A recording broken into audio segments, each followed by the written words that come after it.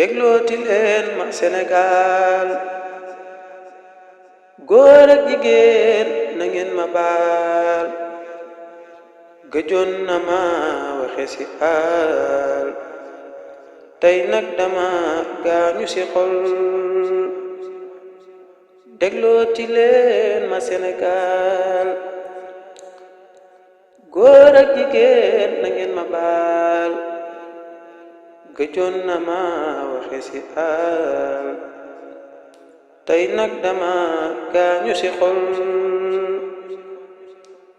déglooti leen ma Sénégal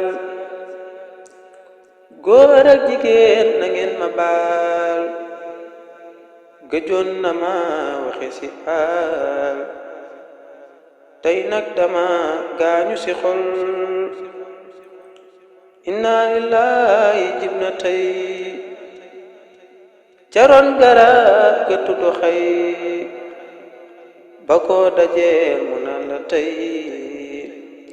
musiba am na sampu xel inna lillahi jib na tey caroon garab ga tudd xay ba ko dajeel mu naan la tey musiba am na sampu xel ngir ñàkk nañ kundul amaat ku mel ni moom da dul ñëwaat kooka taxoon ba réew mi naat xéewali yoom mu xel yi dal ngir ñàkk nañ kundul amaat ku mel ni moom da dul ñëwaat kooka taxoon ba réew mi naat xéewali yomb xel yi dal ngir moo raxas ayibi xol ci luñ jëbal suñ lampi xol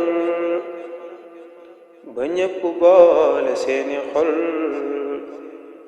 mu xëy ni mees ku nii defal la dale ngot ba njàpp ndal ku ne mbiram nga njàpp ndal ba luñ fi yéene nga matal nga lépp saalixu la dale ngoot ba njàpp ndal ku ne mbiram nga njàpp ndal ba luñ fi yéene nga matal nga lépp saalixu na yàlla buur fayal nu ko li gën ci moom te teeru ko